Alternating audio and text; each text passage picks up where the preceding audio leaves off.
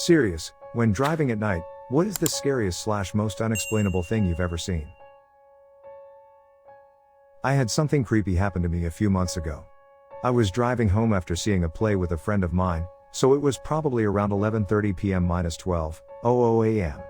Also, I live in rural America, so there weren't any street lamps or houses for the majority of the drive. I was driving over this bridge and saw a car sitting on the side of the road turned on.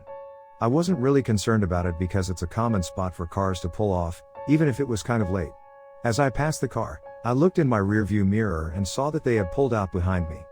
Again, I didn't really think anything of it until they began to tailgate me hard. While that behavior isn't unheard of, it tends to be rare since the road is curvy and a hotspot for deer. I kept driving for a bit with this car right up on me, which caused me to feel frustrated, confused, and strangely paranoid.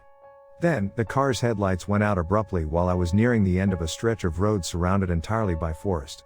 This made me freak the fuck out because it was still super close behind me. Then, the car sped up and went around me, but almost immediately slowed down to a standstill in front of me.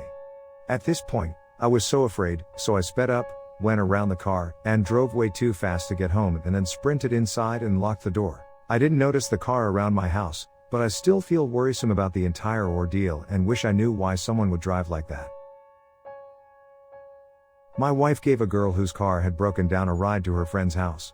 The girl said she'd give my wife $20 once she'd gotten it from her friend, just as a thank you.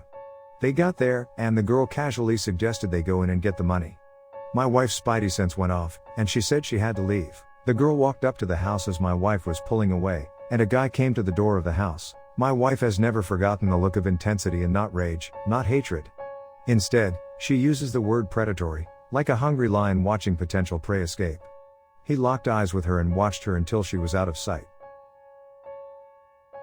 I was driving with some friends at around 2 a.m., a rainy, cold night, along a winding section of road with a steep drop-off to the river below. On one side we pass a small pull-off and notice a car with no lights on.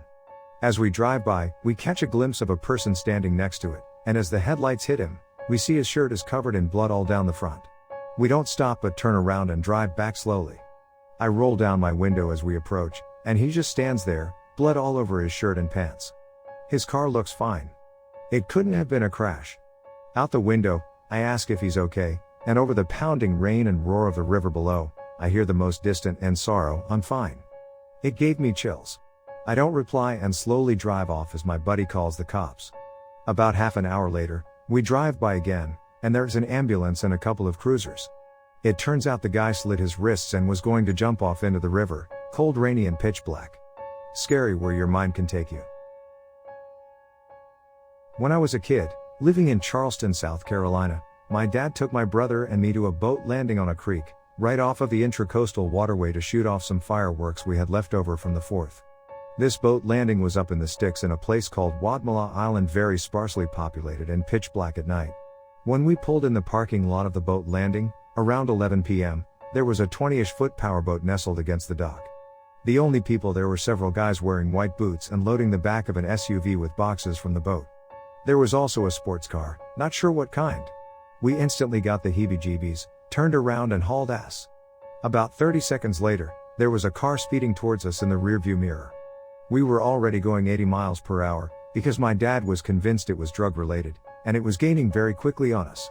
We knew we couldn't outrun them. My dad drove an '81 Audi Fox, so before we went around a curve in the road, we killed the headlights and pulled into the driveway of someone's house, ducked down and waited. That car that was chasing us flew by, must have been going 100 miles per hour, easily.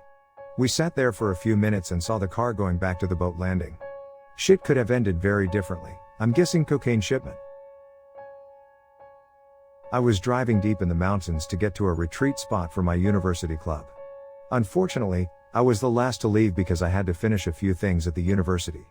I didn't see the tiny exit for the retreat site and kept driving deeper into the mountains. The fog kept becoming thicker as I kept driving on. I finally stopped at a massive stone bridge. The fog was rolling through, and it looked like some enormous ancient bridge to the underworld. There was no one else in sight. I had no signal on my cell phone. I got out of my car and suddenly saw a handmade grave next to the bridge. I'm talking about a makeshift wooden cross and different colored dirt where the grave was. I got freaked out and got into my car. When I tried driving, my tires slid for a few seconds on some gravel. In my panicked state, I thought some demon got a hold of my car and was keeping me there. I finally drove off and got to the retreat site safely, but that place was just eerie. This story is one where I was the one that, unintentionally, scared somebody. I was driving home from a friend's late one evening, probably around 3 a.m. The town I lived in and grew up in has a reputation for being a racist area thanks to a few high-profile incidents and a reasonable number of racist idiots living/having lived here in the past. As I approached the town, I was going around a roundabout when a car joined, ignoring my right-of-way and cuts me off a bit. It was a shit bit of driving, but I'm reasonably good at not letting that get to me. However, what was mildly irritating was given how keen the driver was to get out onto the roundabout in front of me. He then drove about 5 miles per hour below the speed limit on the way into the town, and like I said, it's late, and I just want to get to bed. About a mile later, we reached the town's main street, which has many turn-offs and I'm still sitting behind them. They pick one of the quieter turn-offs, which is the one I usually use to get home. They can go left or right at the end of that street and still end up at the other end of the housing estate. They choose right, which is where I need to go. Then they have a few turn-offs in both directions before hitting another main road. Again, they choose the quietest turn-off, I presume thinking I'm following them and wanting to see if I actually am or if I'm just making my way into the main road. Unfortunately for them, they've turned onto my road. They're crawling along with it at this point, obviously slightly worried. The driver probably thinks I'm still pissed about being cut off, and I'm following him for some sort of revenge. So, they decided to pull in and let me pass. They indicate and pull across a driveway which just happened to be mine. I had to pull alongside them and open my passenger side window. The driver opens his, and there are 2 to 3 black teenagers in the car, all looking slightly terrified by the pretty big skinhead, not by choice, white guy who has been following them and now pulled up alongside them in the middle of a quiet estate in an area known for being racist. The look of relief on his face when I said, "Sorry mate, that's my driveway you're blocking there," was pretty hilarious. Poor kid was scared shitless but somehow, in trying to get rid of me, made a series of road choices that convinced him he was about to be murdered. About 6 years ago, my family and I moved from the West Coast to the Midwest. Dad and I drove while my mom and younger siblings flew. Dad was driving the U-Haul, and I was driving the van that we had at the time. We stopped for dinner around 8, realized we had about 6 hours of driving left and decided to push on through. Unfortunately, GPS took us a weird way and had us exit on a rural highway instead of staying on the interstate. So we are following this little windy road for what seems like forever. It's just past midnight when all of a sudden, we are in this little town. Everything seems old, and the houses feel like they are 10 feet from the road. There's not a single street light in this town, so the only light is from our cars. We get to the house, and my dad doesn't say anything about the town, so I assume it was my mind playing tricks on me.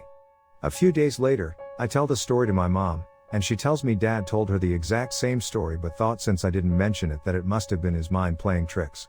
I've tried to find this town again on many occasions, and I have never had any luck. I've shared this before on Let's Not Meet. This happened around 7 years ago. I lived with a roomie and went to school, and I was around 22, I'm a female. It was a weekday evening, and my roommate had informed me that she was going out clubbing and staying over at another friend's house. She had invited me, but I didn't really feel like going. Instead, I made plans to sit on my ass, watch junk TV, and work on homework. Then, around 10 p.m., I went to the gas station to get some candy and energy drinks. I remember that day pretty well because I had gotten out of classes pretty early and had just gotten my hair done, and I was feeling pretty confident and cute.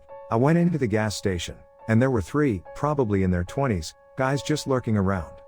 They just looked like your average frat boys, and I remember that one had shaggy blonde hair and was covered in tattoos. I noticed one of them nudge the other and nod in my direction as I picked out my snacks, but I didn't pay much mind. They paid before I did and left. After I got my stuff, I walked out to the parking lot and saw them sitting in a beat-up, shitty car, and all 3 of them seemed to be staring at me. I hopped in my car and headed back to my house, which was literally only a few minutes from the gas station, and they started their car and followed. I didn't think much of it, figuring they were probably just heading in the same direction as I was. However, I lived pretty deep in a subdivision with many turns, and after a minute of pulling in and making several turns, I noticed they seemed to be following me. I got nervous since I knew I was home alone, so I kept driving past my house. Finally, I pulled out of the neighborhood and back onto the main road, and they were still following. I just drove for a while, and they sped up and really started getting close. Then they started flashing their lights and actually pulled up next to me and rolled their window down. The part of me that has faith in humanity thought, what the duck? Do I have a low tire or something? But when I looked over and saw them leering at me, I knew it wasn't anything like that, and I immediately began to panic a little. We were on a more deserted stretch of road now, and they were swerving almost like they were going to bang into my car, but I just sped up. All I could think was, should I drive to the police station? It's like 15 minutes away from here, and there's a ton of stoplights on the way. What if I have to stop and they block my car or something? Fortunately, I was getting somewhat close to my sister's house. She lives pretty close to me, about 15 minutes away, but in the opposite direction of the police station. My hands were shaking, and I was trying to navigate the road with these douche nozzles speeding up and slowing down and trying to nudge me off the road, but I picked up my phone and dialed my sister. She answered on the fourth ring. Without preamble, I immediately asked her if Josh, her husband, was home. She sounded confused but said, yeah. Josh is in the military, and I knew he owned guns. He's a good guy, but we didn't really talk much, and I never felt particularly close to him or anything. Tell him to get his gun and come out to the driveway, please. By this point, I was near tears. I dropped the phone, and one of those fucks threw something, I think a plastic Coke bottle, at my driver's side window when they sped up near me. I finally saw my sister's house and pulled into her driveway. The entire house was dark. No porch lights. Nothing. I was so fucked. I misheard her. They weren't even home, and there weren't any neighbors that would be close enough to run to. The guys pulled up behind me so I couldn't back out of the driveway, and they all jumped out. Then, they all started walking up to my car, and one of them even reached for the handle and yanked on it. By this point, I was fumbling for my phone again. Duck, duck, duck. Do I have a weapon in here? Should I grab my phone and try to run? Should I back over these bastards or just stay locked in the car? In the split second that I looked up, two things happened. First, I made eye contact with the shaggy-haired blonde guy, who was the one yanking on my door. He didn't look angry, or drunk, or anything.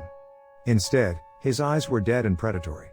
While I was frozen in terror, he looked cold, like he had done this kind of thing before or something. The other guys were trying my other doors, but I couldn't break eye contact with the blonde, who was inches from my face and only separated by a glass window. Second, I finally saw a shape move behind him in the darkness, and I heard a loud bang. All the guys stopped and looked, and my hero, my brother-in-law, stepped out of the shadows, creeping up from behind the house. He pointed his gun at them and told them to get out of there. They ran back to their car and sped off, screaming profanities at Josh and me. When they left, my sister ran outside and brought me in. The driveway scene sounds in writing like it took a long time, but in reality, it was only a few minutes. Because of that and how dark it was, we didn't get the guy's plate number. So we called the police, and they came out to get our statements. They said they would have someone patrol the area to keep an eye out for any cars that were the same make/model/color, but that it would be hard to catch the guys without the license plate number. Unfortunately, nothing ever came of it. They never caught those assholes. I could only wonder what they wanted with me, what they were planning for me, or what would have happened if Josh hadn't been there.